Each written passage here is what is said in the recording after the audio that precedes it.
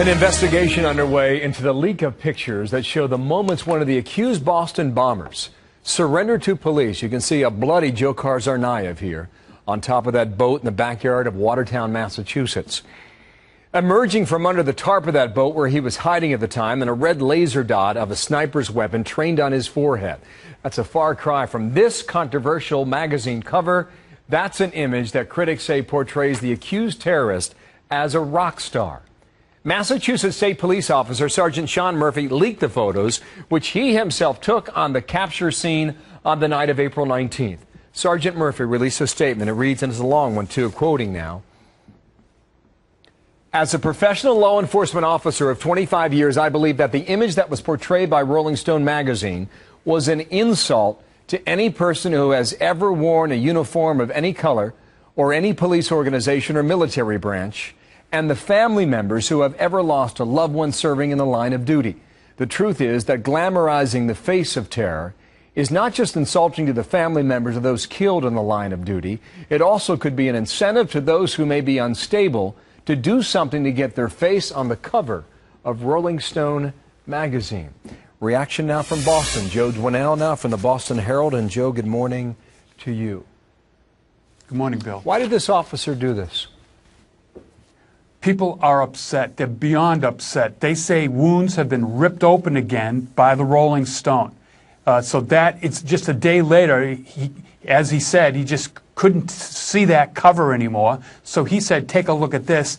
This is the picture you should be looking at. What he says, I think, in this letter is that don't remember the image on the magazine. You know, remember the night we captured him, a guy who was out for terror. He continues now, these were real people with real lives, with real families, he writes. And to have this cover dropped into Boston was hurtful to their memories and their families. I know from firsthand conversations that this Rolling Stone cover has kept many of them up again. It's irritated the wounds that will never heal again. There is nothing glamorous in bringing more pain to a grieving family. I think what people need to remember is that Murphy, he goes to the funerals of those who are killed in the line of duty. For him, this is intensely personal, Joe.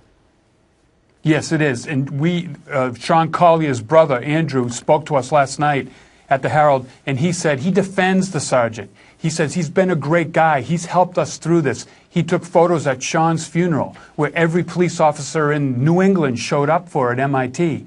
I mean, this really did rip open old wounds. Victims' families are telling us they can't sleep again, that Rolling Stone doesn't understand. He's not Jim Morrison. He's an accused killer.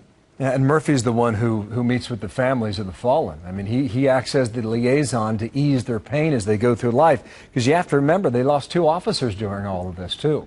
The companies now, I think we have 14 companies. I think that's the list right now that's boycotting the sale of this magazine, and who knows if they continue to refuse to stock the magazine on their shelves. Has this, in essence, backfired when the magazine probably did this in the end as a business decision to draw attention to its magazine? It's backfired in Boston, I'll tell you that. It's backfired, it's banned, people are not going to pick this up.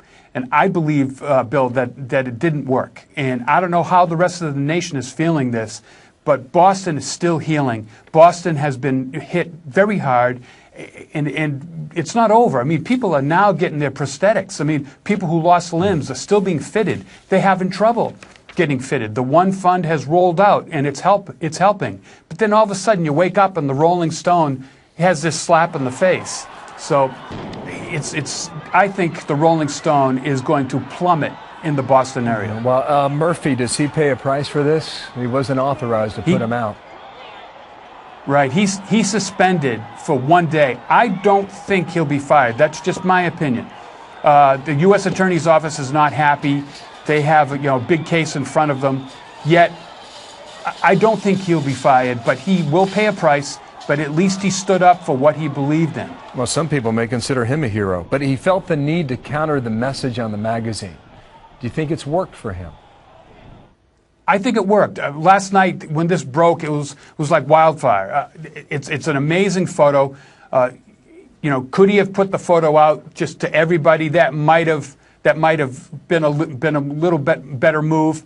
But still, the laser dot on Joe Carr's forehead, him surrendering, some of the other photos, lifting up his shirt to show I'm not wearing a bomb, a vest bomb. That's what I got from that photo. So this was real deal. This is not a social media floppy-haired photo.